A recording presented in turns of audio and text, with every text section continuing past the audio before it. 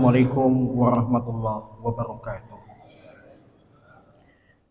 Alhamdulillahi ala ihsanih wa syukurlahu ala taufiqi wa amtinani.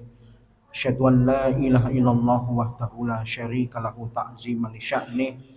Wa asyhadu anna nabiyyana Muhammadan abduhu wa rasuluhu adda ila ridwanih.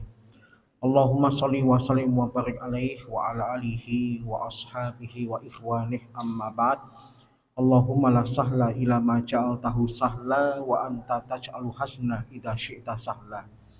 Allahumma inni a'udzubika min qalbin la yakhsha wa min du'ain la yusma wa min nafsin la tashba wa min ilmin la yanfa. Allahumma inni a'udzubika min haulal arba. Alhamdulillah, pada kesempatan pagi hari ini Allah Subhanahu wa taala pertemukan kita kembali dalam keadaan sehat walafiat dalam rangka mensyukuri segala nikmat yang telah Allah berikan. Bapak-bapak, ibu-ibu yang semoga dirahmati oleh Allah, kita sudah masuk ke dalam bulan Rabiul Awal. Kalau tidak salah hari ini adalah tanggal 6. Bulan Rabiul Awal adalah bulan yang oleh sebagian kaum muslimin, sebagian umat Islam, sebagian ulama diyakini sebagai bulan kelahiran Nabi Muhammad SAW.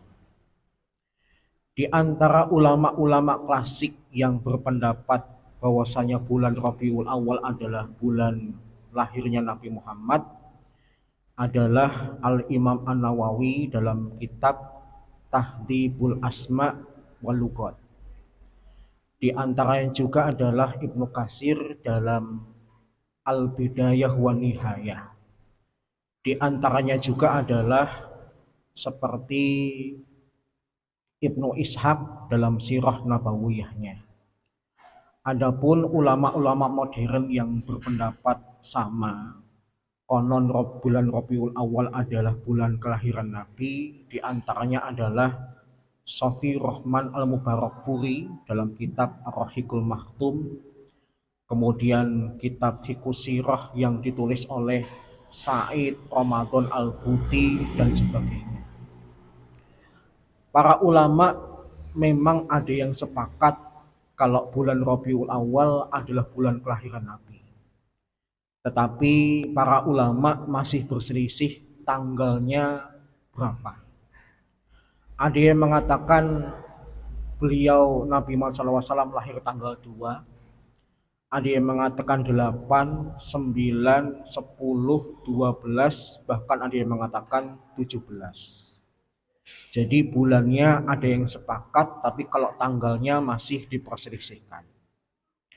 Nah, terlepas dari tanggal kelahiran Nabi, yang paling penting dari kelahiran Nabi itu adalah peristiwa sejarahnya dan faedah-faedah yang bisa kita ambil dari kelahiran beliau.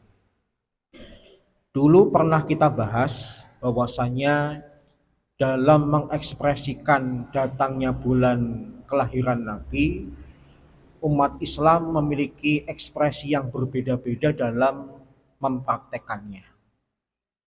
Ada sebagian umat Islam yang berbahagia dengan kelahiran Nabi itu enggak setahun sekali, tetapi ada yang sepekan sekali.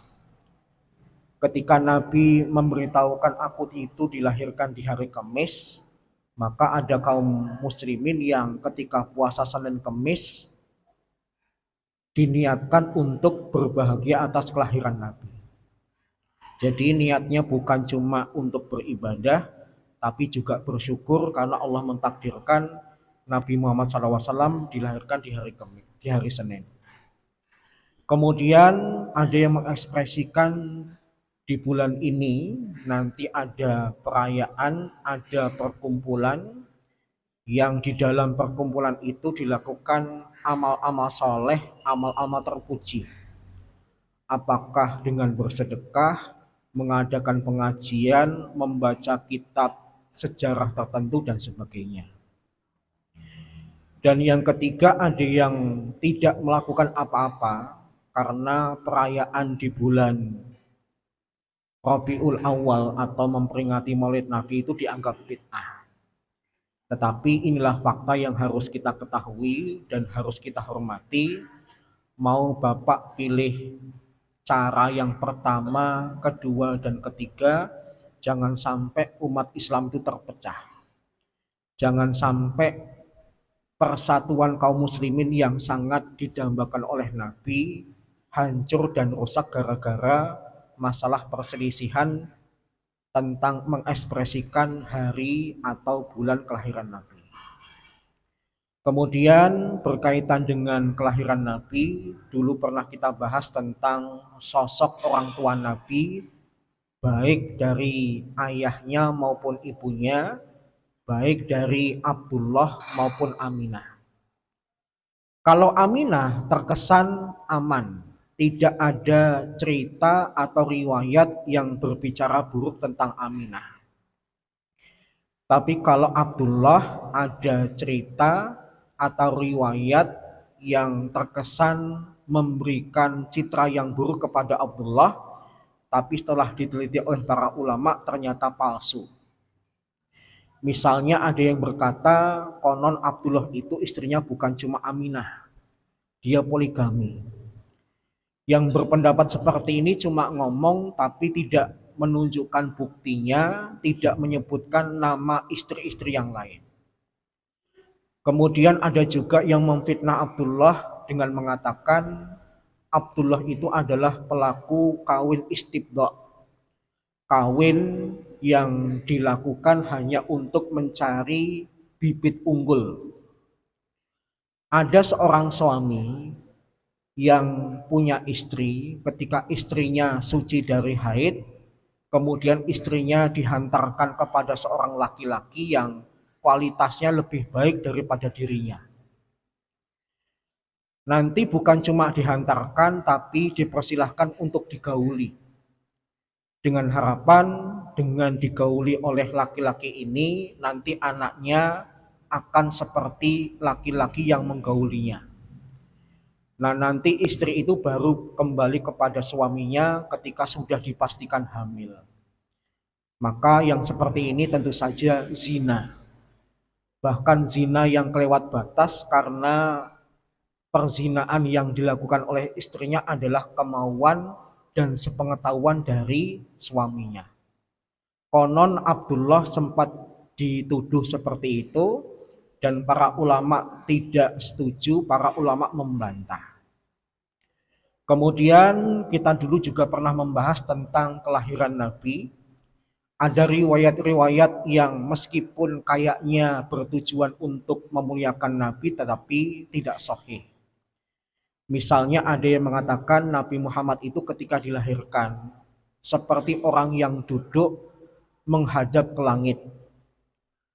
Seperti orang yang duduk itu melambangkan kalau Nabi itu bakal menjadi raja atau penguasa yang besar. Melihat ke langit menunjukkan dia adalah hamba yang senantiasa ingat kepada Allah. Ini ternyata meskipun niatnya baik, tapi ternyata palsu. Nabi dilahirkan seperti bayi-bayi biasa dalam keadaan tengkurap atau telentang. Ada juga yang mengatakan Nabi itu karena luar biasa, ketika Aminah habis melahirkan Nabi Muhammad diletakkan di atas batu, kemudian batu itu pecah. Maka itu pun juga riwayat yang palsu, karena Nabi Muhammad tidak ada riwayat dari orang-orang kafir Quraisy yang mengatakan Nabi Muhammad dilahirkan dalam keadaan luar biasa sampai batu yang dipakai untuk meletakkan Nabi Muhammad itu pecah. Kok terkesan Nabi Muhammad kayak Samson, ya, yang ditakdirkan jadi manusia kuat, manusia perkasa. Gitu ya. Nabi Muhammad bukan Samson. Kemudian ada juga yang mengatakan Nabi Muhammad itu tubuhnya bercahaya. Kemudian dikutiplah sebuah ayat di dalam Al-Quran yang mengatakan Nabi Muhammad itu sirajan munira, yaitu pelita yang bersinar. Ini juga tidak sahih, karena seandainya Nabi Muhammad itu tubuhnya bercahaya, pasti orang-orang Mekah gak ada yang kafir kepada beliau. Karena manusia kok sampai tubuhnya bercahaya itu hal yang luar biasa, hal yang di luar nalar, pasti adalah keajaiban. Dan bukti kalau Nabi Muhammad SAW tubuhnya tidak bercahaya adalah riwayat ketika beliau akan sholat tahajud dan ketika nanti akan sujud, beliau kemudian meraba-raba apakah di tempat sujudnya itu ada kaki Aisyah atau tidak. Seandainya ada, kemudian disingkirkan sedikit. Kalau tidak ada, beliau langsung sujud. Beliau sempat meraba-raba, menunjukkan kamar beliau gelap, nggak ada lampunya. Kalau beliau tubuhnya bercahaya, maka beliau tidak perlu meraba-raba apakah kaki Aisyah itu di tempat sujud beliau atau tidak. Maka ini berupa riwayat yang meskipun kesannya ingin memuliakan Nabi, tapi berlebihan, bahkan terkesan palsu, tidak diperbolehkan dimasukkan dalam sejarah Islam. Kemudian kita juga pernah membahas Nabi ketika dilahirkan, konon hanya disusui oleh Aminah beberapa hari saja. Ada yang mengatakan disusui cuma 3 hari, ada yang mengatakan sampai sepekan. Yang penting Aminah menyusui cuma beberapa saat. Setelah itu siapakah yang menyusui Nabi Muhammad? Setelah Aminah, maka ada wanita berikutnya yang merupakan mantan budak Abu Lahab yang bernama Suwaibah. Suwaibah awalnya budaknya Abu Lahab, tapi kemudian dibebaskan karena Suwaibah yang memberikan kabar gembira kelahiran Nabi Muhammad kepada Abu Lahab. Saking senangnya keponakannya lahir, maka yang memberitahukan kelahiran keponakannya itu diberikan hadiah. Nah, hadiah yang diterima oleh Suwaibah adalah pembebasan dirinya. Tetapi meskipun status dia adalah mantan budak Abu Lahab, tapi konon Suwaibah menjadi ibu susuan kedua setelah Aminah. Perlu Bapak Ibu ketahui, Suwaibah ini selain menyusui Nabi Muhammad, konon juga menyusui beberapa tokoh penting lain. Sebelum Nabi Muhammad disusui oleh Suwaibah, Suwaibah itu pernah menyusui Hamzah, paman Nabi Muhammad. Konon selisih usia antara Nabi Muhammad dengan Hamzah itu sekitar 2 tahun saja. Artinya Hamzah dengan Nabi Muhammad itu bisa dikatakan sebaya. Kemudian anak kedua yang disusui oleh Suwaibah adalah Nabi Muhammad. Kemudian setelah itu yang disusui oleh Suwaibah adalah Abu Salamah. Yang jandanya nanti Ummu Salamah akan diperistri oleh Nabi. Nah, karena Hamzah dan Abu Salamah adalah saudara sepersuruan Nabi, maka Nabi ketika ditawari untuk menikahi putri mereka, Nabi enggan. Nabi ditawari untuk menikahi putri Hamzah, Nabi tidak mau. Nabi ditawari untuk menikahi putri Abu Salamah, Nabi tidak mau karena Hamzah dan Abu Salamah adalah saudara sepersuruan beliau. Kemudian Suwaibah pun menyusui Nabi Muhammad, konon juga tidak lama. Ada yang mengatakan cuma sebulan. Setelah itu kemudian seperti tradisi orang Arab pada umumnya, para wanita Arab kemudian mencari wanita lain yang ditugasi untuk menyusui anaknya. Bahkan bukan cuma menyusui, nanti diberikan tugas untuk merawat, bahkan dirawat di kampung halaman ibu yang menyusui. Maka inilah alasan nanti Halimah As-Sa'diyah bertemu dengan Aminah. Siapakah Halimah As-Sa'diyah? Sesuai dengan namanya, Halimah itu dari Bani Sa'ad. Berasal dari sebuah kampung yang terletak di Bukit Nahlan. Yang lebih tepat, kampungnya Halimah As-Sa'diyah itu terletak antara Mikot Qarnul Manazil dan Hunain. Kalau Bapak Ibu pernah ke Taif, kemudian ketemu Masjid Halimah As-Sa'diyah, mohon maaf, itu bukan kampungnya, itu bukan rumahnya. Konon kampungnya Halimah As-Sa'diyah itu antara Mikot Qarnul Manazil sampai dengan Hunain.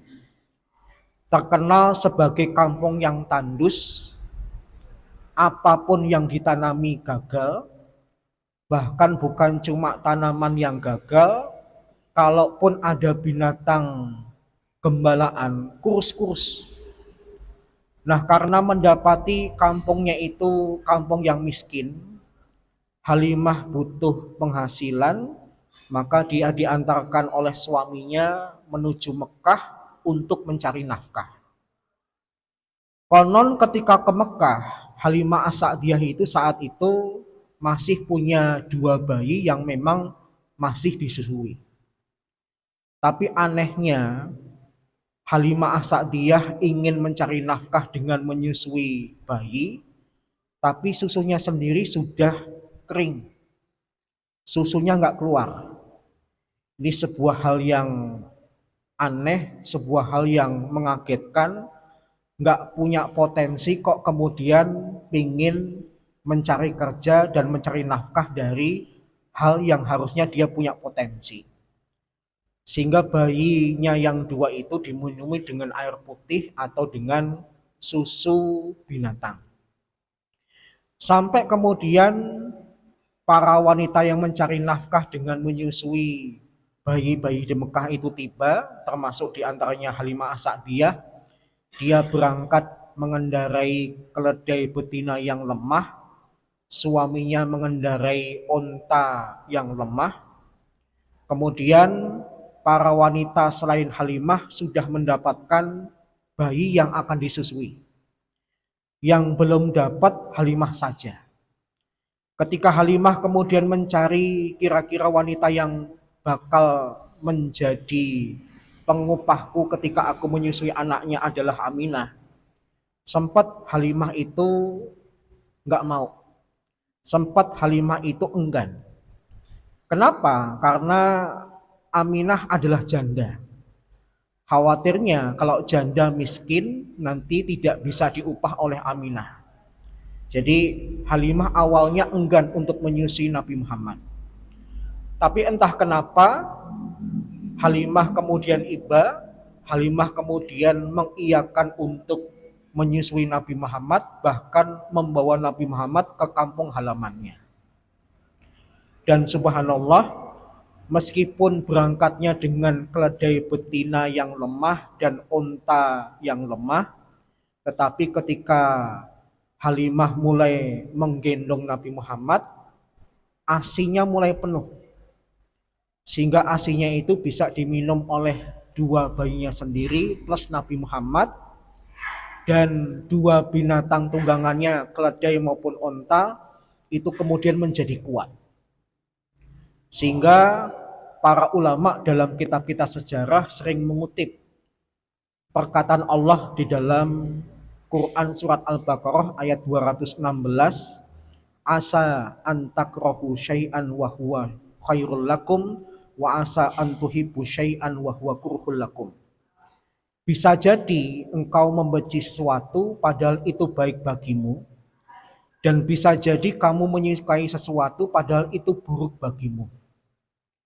Awalnya Halimah tidak suka kalau nyusuin Nabi Muhammad, tapi ternyata ketika akhirnya dia mau, Allah mendatangkan kebaikan-kebaikan dan keberkahan kepada Halimah dan keluarganya.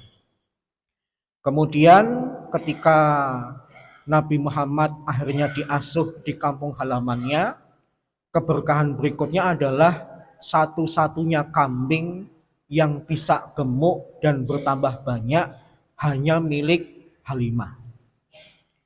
Orang-orang di kampung Halimah penasaran orang-orang di kampung Halimah akhirnya ikut-ikutan menggembalikan di tempat Halimah itu menggembalikan domba-dombanya.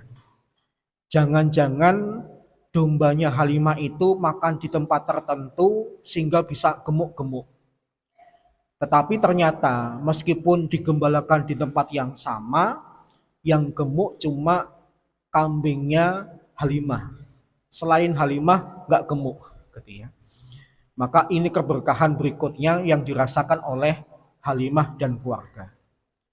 Sehingga kalau ditanyakan kenapa Aminah menyusukan Nabi Muhammad kepada wanita lain, jawabannya adalah yang pertama karena memang sudah menjadi tradisi wanita Arab saat itu kalau menyusui anak tidak terlalu lama.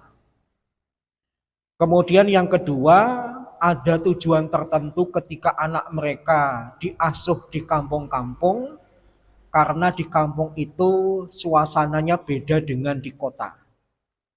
Mekah saat itu sudah dianggap kota. Kelemahan kota dibandingkan kampung apa? Yang pertama, suasana udaranya. Bagaimanapun kalau sudah dinamakan kota, itu biasanya udaranya lebih kotor dibandingkan udara di kampung.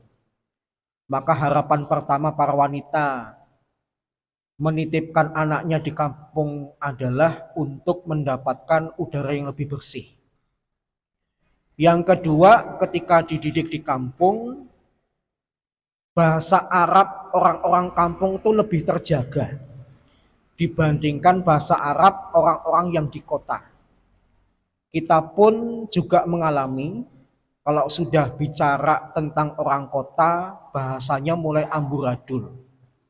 Bukan cuma bahasa Arab, bahasa Indonesia, bahasa Inggris, bahkan mungkin seluruh bahasa itu nanti sudah mulai muncul istilah baru, muncul bahasa baru yang merusak bahasa asli.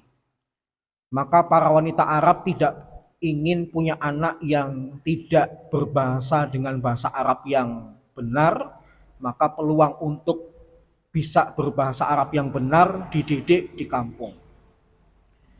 Di bahasa Indonesia, rusaknya bahasa itu dengan muncul bahasa gaul. Ya, seperti misalnya apa? Ya, woles. Woles itu apa, Pak? Woles itu dibaca kebalik, slow. Ya. Terus mager. Mager itu apa, Pak? Malas gerak, gitu ya. Pengen tahu tuh apa, Mas? Kepo, gitu ya. Kepo. Bahkan ketika kemarin ada demo, saya sempat melihat ada caption yang pakai bahasa gaul. Jangan lewat Manahan, karena jalannya macan tutul pamer paha titi DJ. Itu yang paham bahasa gaul. Macan tutul pamer paha titi DJ itu maksudnya macan tutul macet total, pamer paha padat merayap, paha tanpa harapan, titi DJ hati-hati di jalan. Itu udah ngubah bahasa, ngerusak bahasa. Bahasa Arab pun kalau kita misalnya ke Mekah, ke Madinah, ke kota-kota resmi, itu bahasa orang Arab pun sudah rusak. Bahkan saya sempat kaget ketika saya berbelanja di sebuah toko, saya ngomong pakai bahasa Arab fasih yang resmiyah, penjaga tokonya malah nggak paham. Penjaga tokonya itu kemudian ya seperti bahasa gaul di Indonesia disingkat-singkat. Misalnya bahasa Arab berhenti itu tawakof, tapi kemudian orang Arab cukup mengutakan bas, gitu ya. Itu artinya berhenti. Gitu ya. Kemudian harusnya kalau menanyakan kabar kaifahalukum, tapi kemudian sekarang ada istilah masalafah gitu ya. Itu jangan diartikan secara bahasa karena artinya kaifahaluk. Kemudian memerintahkan orang untuk pergi, ya Allah, ruh gitu ya. Itu kalau dicari di kamus bahasa Arab resmi nggak bakalan ketemu. Karena itu otak-atik orang Arab yang kemudian menyebar, semua orang tahu, akhirnya dianggap bahasa juga. Tetapi sekali lagi ini bahasa yang merusak bahasa asli. Maka Aminah ingin Muhammad berbahasa Arab dengan bahasa yang benar, berbahasa Arab dengan bahasa yang fasih. Kemudian tujuan anak-anak mereka dididik di kampung adalah supaya anak mereka lebih mandiri. Karena anak itu ketika tahu kalau yang merawat bukan orang tua kandungnya, tapi orang tua asuhnya, maka tingkat kebergantungan, tingkat manjanya kecil. Bahkan saking mandirinya Nabi Muhammad diasuh oleh Halimah, Nabi Muhammad pun sempat melakukan aktivitas menggembala kambing-kambing Halimah As-Sa'diyah. Kemudian di antara tujuan kenapa anak-anak dididik di desa, supaya fitrahnya itu seperti anak-anak kecil yang lain. Anak-anak itu adalah masa mereka bermain. Dan tempat bermain yang bagus itu adalah tempat yang luas. Yang hal ini akan sulit kita temukan di kota. Karena di kota itu meskipun rumahnya banyak, tapi luasnya sempit-sempit, nggak terlalu besar.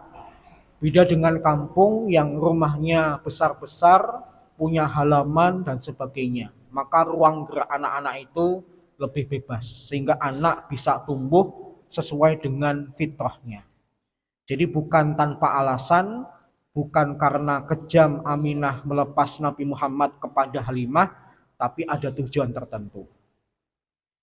Karena merasa keberadaan Muhammad memberikan keberkahan, di tahun kedua Aminah itu sempat meminta kepada Suwaibah agar Muhammad dikembalikan. Tapi karena khawatir kalau Muhammad dikembalikan berkahnya putus, biasanya anak itu disusuin cuma sampai 2 tahun, tapi Halimah minta nambah. Biarkan anak ini aku asuh di kampung halamanku saja. Karena anak ini berada di tempat yang lebih bagus daripada kota Mekah. Alasannya Halimah seperti itu, tapi sebenarnya ya tujuannya agar kambing-kambingnya tetap gemuk dan banyak gitu ya, dan rezekinya melimpah. Tapi di tahun keempat usia Nabi, mau tidak mau Halimah itu harus mengembalikan Nabi Muhammad, karena Nabi Muhammad mengalami peristiwa didatangi oleh malaikat, kemudian dibelah dada beliau. Sebagaimana kita tahu, Nabi Muhammad setidaknya dibelah dadanya oleh malaikat itu 2 kali. Yang pertama ketika masih kecil, yang kedua sebelum beliau melakukan Isra wa Mi'raj. Ketika masih kecil dibelah dadanya tujuannya apa? Tujuannya adalah agar beliau menjadi maksum, menjadi orang yang dijaga dari dosa. Dan terbukti Nabi Muhammad itu sampai sebelum menjadi nabi belum pernah melakukan satu dosa besar. Pernah ada riwayat Nabi mengatakan, dulu ketika aku remaja, ketika aku menggembalakan domba-dombanya penduduk Mekah, aku bersama dengan temanku mendengar suara musik di kota Mekah. Aku bertanya kepada temanku, itu suara apa? Kemudian temanku menjawab, itu suara musik dari tetangga kita yang sedang mengadakan walimah. Nabi Muhammad kemudian berkata kepada temannya, seumur hidup saya belum pernah menghadiri acara musik di walimahan. Bisa nggak kamu bantu aku, kamu yang jaga gembalaanku, aku pingin datang ke tempat walimah itu. Maka temannya mengabulkan permintaan Nabi Muhammad. Nabi Muhammad pun mendatangi rumah tetangganya yang sedang mengadakan perayaan dengan ada musik dan penari. Tapi Allah menjaga beliau, semakin mendekati tempat itu Nabi ngantuk. Bahkan ketika sampai di rumah tetangganya, beliau tertidur. Bahkan baru bangun keesokan siangnya ketika matahari sudah terik. Orang tuh kalau baik, ketika ada perbuatan jahat pingin dilakukan, gagal. Nah, karena merasa hari itu gagal, esoknya ngomong lagi kepada temannya dengan keinginan yang sama, temannya menuruti, beliau mendatangi lagi dan Allah menjadikan semakin dekat, semakin mengantuk, sampai di rumah tetangganya beliau tidur. Kira-kira sampai ke tempat orang joget-joget tidur tuh asik nggak? Ya tergantung Bapak sebagai penikmatnya atau sebagai pengingkarnya, gitu ya. Kalau penikmatnya ya nggak asik, datang-datang kok tidur. Ada musik, ada orang joget-joget kok kamu tidur, itu nggak asik. Tapi kalau dalam kacamata orang yang taat kepada Allah, acara musik dan joget-jogetnya identik dengan kemaksiatan, maka ini sebuah nikmat. Jadi jangan disalahkan kalau ada orang tidur ketika orang lain itu sedang bermaksiat. Saya punya teman yang aneh. Dulu ketika saya masih kuliah di Mahat, ada kegiatan di Colomadu itu ruqyah massal. Keliling di Colomadu khususnya di masjid-masjid besar. Nah, salah seorang teman saya yang rumahnya gedongan itu ingin tahu apakah dirinya itu di dalam tubuhnya ada jin atau tidak. Maka dia mendatangi masjid yang sedang melakukan ruqyah massal. Nggak main-main, dia ingin mendengarkan Al-Quran secara keras dan langsung. Dia kemudian tiduran di depan sound, di depan speaker yang besar, yang harusnya orang tuh risih, ya. Dengerin dari jauh saja masih kedengaran kerasnya volume suara. Nggak main-main, tiduran di depannya. Bahkan bukan cuma tiduran, tidur beneran. Sampai acaranya selesai, sampai orang-orang sudah pada pulang, dia saya bangunin. Kamu tidur kenapa?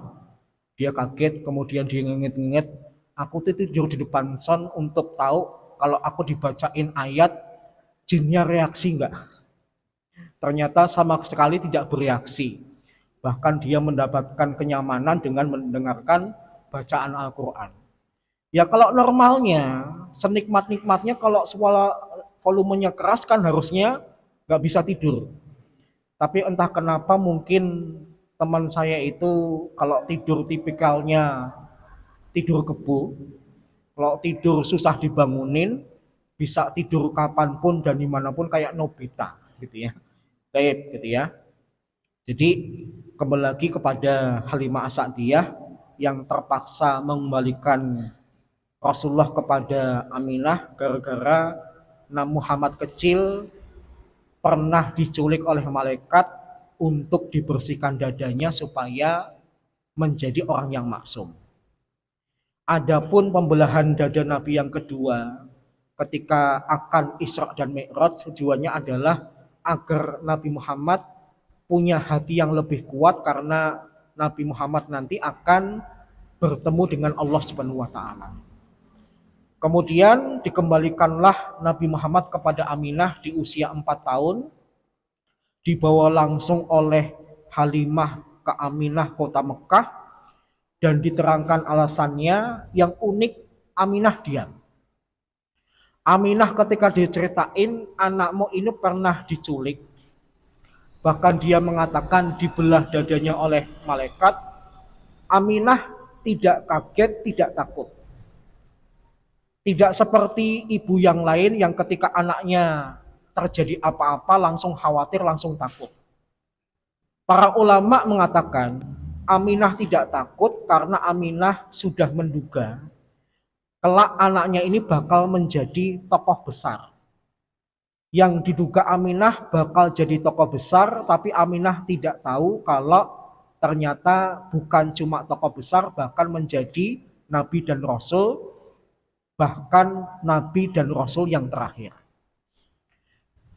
Kemudian Allah mentakdirkan dari usia 4 sampai 6 Aminah merawat Nabi Muhammad, dan di usia 6 tahun ketika dirasa Muhammad sudah siap untuk melakukan perjalanan jauh, diajaklah Nabi Muhammad berziarah ke makam Abdullah yang berada di Madinah. Abdullah itu identik mengunjungi Madinah disebabkan beberapa hal. Yang pertama, karena Abdullah itu juga pedagang. Kalau pengen ke Syam, pasti orang-orang Mekah itu ngelewatin Madinah. Karena Syam itu lebih utara dari Madinah. Yang kedua, karena memang keluarga bapak Nabi Muhammad, yaitu Abdul Muthalib, sang kakek itu lahir dan tumbuh di kota Madinah. Meskipun nanti dijemput oleh sang paman, diminta untuk ke Mekah untuk menggantikan kepemimpinan ayah mereka yang sudah meninggal. Jadi Madinah itu bukan kampung yang asing bagi Nabi Muhammad, karena warga sang ayah identik punya keluarga juga, punya kerabat juga di Madinah. Setelah mengunjungi makam suaminya, kemudian Aminah berniat pulang, tetapi qadarullah baru sampai di kampung yang bernama Abwa, Allah mentakdirkan Aminah sakit. Bahkan bukan cuma sakit, Aminah kemudian wafat. Dan oleh penduduk Abwa kemudian dimakamkan di Abwa. Sehingga yang awalnya berangkat berdua, akhirnya Nabi Muhammad menjadi seorang diri. Timbul pertanyaan, kemudian Nabi Muhammad bisa pulangnya ke Mekah gimana? Apakah ada keluarga Mekah yang menjemput di Abwa, atau ada orang Abwa yang merelakan ngantar Nabi Muhammad ke Mekah? Yang benar adalah yang kedua. Orang Abwa kemudian ada yang merelakan diri untuk mengantar Nabi Muhammad kecil ke kota Mekah, kemudian dihantarkan ke kakek beliau yang bernama Abdul Muthalib. Nah, terkait dengan ayah dan ibu Nabi, ada sebuah perkara yang kalau kita tidak hati-hati berpotensi menimbulkan konflik. Apakah perkara itu? Yaitu pertanyaan, ayah dan ibu Nabi Muhammad itu di surgakah atau di nerakakah? Kalau yang berpendapat ayah dan ibu Nabi di neraka, mereka punya dalil. Setidaknya ada 2 hadis yang terdapat dalam Sahih Muslim. Hadis yang pertama adalah suatu ketika Nabi itu didatangi seorang laki-laki, kemudian laki-laki bertanya, "Aina abi?" "Ya Rasulullah, ayahku sekarang di mana?" Kemudian Rasulullah menjawab, "Inna abi wa abaka finnar." Sesungguhnya ayahku dan ayahmu di neraka. Hadisnya, lafalnya demikian. Sehingga karena ada lafal yang menunjukkan bapaknya Nabi di neraka, ada sebagian ulama, sebagian kaum muslimin berpendapat orang tua Nabi itu di neraka. Hadis yang kedua diriwayatkan oleh Aisyah, ketika Aisyah menceritakan setelah mengunjungi makam Aminah, Nabi itu menangis. Karena nangis beliau begitu memilukan sampai membuat para sahabat di sekeliling beliau itu ikut menangis. Kemudian setelah tangisan Nabi mereda, beliau ditanya, "Ya Rasulullah, Anda tadi menangis kenapa?" Kemudian beliau mengatakan, "Aku tadi minta izin kepada Allah untuk diperbolehkan memintakan ampun untuk ibuku, tapi tidak diizinkan." Kemudian aku minta izin lagi untuk menziarahi makam ibuku, baru diizinkan. Nah, karena aku tidak diizinkan untuk memintakan ampun kepada ibuku, aku menangis. Maka dalil kedua ini dijadikan dalil penguat bahwasanya ayah dan ibu Nabi itu di neraka. Tapi ini pendapat. Saya katakan sekali lagi, ini pendapat. Karena ada ulama lain, kaum muslimin lain yang berpendapat enggak, bapak dan ibu Nabi itu di surga. Alasannya apa? Alasannya adalah karena bapak dan ibu Nabi itu berada di zaman fatrah, zaman kekosongan Nabi, zaman di mana tidak ada seorang rasul atau nabi pun yang diutus. Nabi Isa sudah diangkat ke langit, Nabi Muhammad belum diutus. Kepada orang-orang yang belum diutus nabi dan rasul, Allah Subhanahu wa taala berkata di dalam Al-Qur'an, "Wa ma kunna mu'adzibina hatta nab'asa rasula." Kami tidak akan mengadab sampai kami utus seorang rasul. Sehingga pendapat kedua yang dianut oleh para ulama, bapak dan ibu Nabi tidak di neraka tapi di surga, berdasarkan ayat itu. Allah tidak mengadab sampai Allah mengutus Rasul. Kalau tidak diadab berarti dimasukkan kemana, Pak? Ya, di akhirat itu tempatnya cuma dua, surgakah atau nerakakah. Kalau enggak di neraka ya berarti di surga, kalau enggak di surga berarti di neraka. Yang kedua argumennya adalah dalam bahasa Arab kata ab itu punya beberapa makna. Kata ab itu yang pertama bisa bermakna al-walid, bapak. Kata ab itu bisa bermakna al-jad, kakek. Kata ab bisa bermakna al-am, paman. Dan yang keempat, kata ab itu bisa bermakna makanan ternak. Seperti perkataan Allah Subhanahu wa taala, wa faqihatau wa abba. Jadi ya, ayat wa faqihatau wa abba. Sehingga ketika ada hadis yang mengatakan inna abi wa abaka finnar, itu maksudnya yang dimaksud bukan Abdullah. Yang dimaksud bisa jadi Abu Thalib atau Abdul Muthalib. Karena kata abun itu bisa bermakna kakek dan paman. Paham ya? Kemudian argumen kedua, Nabi menangis gara-gara tidak boleh memintakan ampun untuk ibunya, hanya boleh mengunjungi makam ibunya. Itu kemudian disanggah juga oleh pendapat kedua dengan mengatakan Nabi Muhammad dilarang untuk beristighfar untuk ibunya karena bapak ibu Nabi Muhammad itu sudah di surga. Ngapain dimintain ampun kalau sudah di surga? Karena mereka adalah ahlul fatrah, orang yang berada di masa kekosongan Nabi. Maka secara pribadi saya memilih pendapat kedua karena argumennya lebih kuat. Di pendapat kedua juga ada satu dalil lagi tetapi palsu. Diriwayatkan setelah Nabi melakukan ritual haji, Nabi sempat mengunjungi makam ibunya. Setelah itu kondisi Nabi itu diperhatikan oleh Aisyah. Awalnya beliau muram, tapi setelah itu beliau tersenyum. Kemudian Aisyah bertanya, ya Rasulullah, apa yang terjadi? Tadi saya melihat Anda itu sedih muram, sekarang kok gembira tersenyum.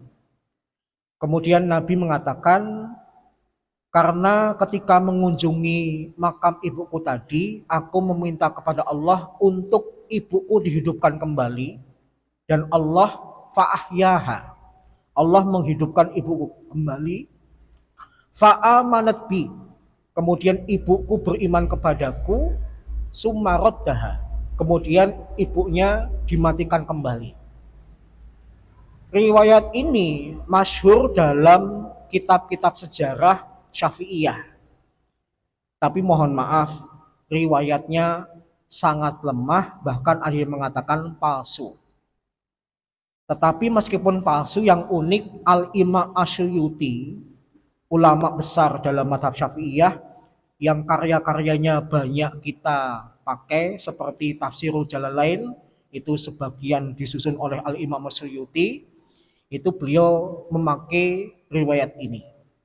Jadi sempat Aminah itu dibangkitkan dari kuburnya, dihidupkan, beriman kepada Nabi Muhammad, kemudian mati lagi. Berarti kalau iman kepada Nabi Muhammad, masuk surga apa neraka? Surga. Paham ya? Saya ulangi sekali lagi, pembahasan tentang bapak ibu Nabi masuk surga atau neraka itu sensitif. Kalau tidak disampaikan dengan benar, berpotensi menimbulkan konflik. Maka saya sampaikan secara proporsional, yang mengatakan di neraka dalilnya tadi, yang mengatakan di surga juga punya argumen dan punya dalil. Tetapi perlu Bapak ketahui, di antara kelompok yang berkeyakinan Bapak Ibu Nabi di neraka itu adalah saudara-saudara kita lah Salafi. Tapi diingat, orang Salafi tidak berbahagia dengan fakta Bapak Ibu Nabi di neraka. Paham ya? Selama ini saya belum pernah ketemu orang Salafi yang gembira, hore Bapak Nabi di neraka, hore Ibu Nabi di neraka. Nggak ada. Tapi karena dalilnya, lafdiyahnya sedemikian, mereka mengatakan sesuai dengan lafalnya tanpa mentakwilkan. Paham ya? Tetapi secara pribadi saya lebih memilih pendapat kedua. Tapi bagaimanapun semuanya kita serahkan kepada Allah. Kalau ternyata Bapak Ibu Nabi di surga, kita berbahagia. Tapi kalau kemudian ternyata di neraka, yaitu terserah Allah. Di luar kemampuan kita, di luar kehendak kita. Paham ya? Baik. Demikian beberapa pembahasan tentang kelahiran Nabi, orang tua Nabi, dan masa kecil Nabi. Moga-moga bermanfaat. Kurang lebihnya mohon dimaafkan. Sisa waktu kalau ada pertanyaan, saya persilahkan.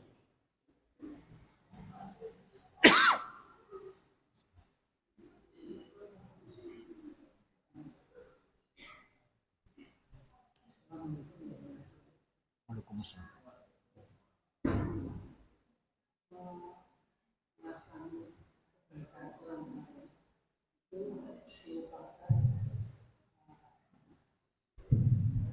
Ngerasani kebaikan orang lain itu orang-orang bersih diri dari orang yang berjalan.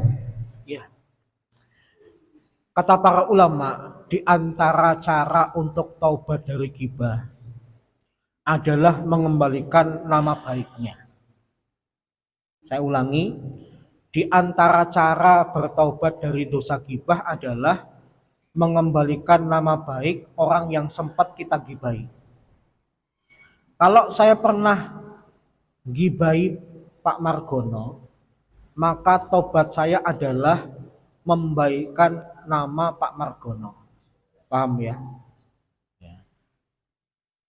Saya rasa mungkin kalimatnya menggibai dengan kebaikan kurang pas. Yang pas adalah di antara bertaubat dari dosa ghibah adalah mengembalikan nama baik dari orang yang sempat kita gibai. Kita bertaubat karena dulu nyebutin keburukannya, sekarang kita menyebutkan kebaikan-kebaikannya. Maka itu salah satu cara untuk bertaubat dari dosa ghibah.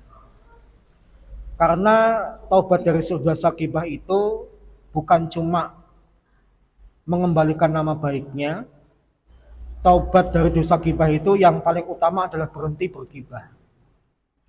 Yang kedua, berhenti dari sebab berghibah. Kalau Bapak ketemu dengan Bapak tertentu pasti ghibah, lebih baik dihindari. Kemudian kalau sudah terjadi, Bapak kembalikan nama baiknya. Dan yang keempat, Bapak minta ampun kepada Allah. Ya. Baik. Wallahu a'lam bishawab. Ada lagi? Waalaikumsalam warahmatullahi wabarakatuh.